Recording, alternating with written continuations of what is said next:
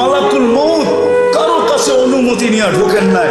আল্লাহ বলছে মালাকুল মউত যাও আমার বন্ধুর কাছে, প্রথমে ঘরে ঢুকার অনুমতি নিবে, অনুমতি দিলে ঢুকবে, নাইলে ঢুকবে না।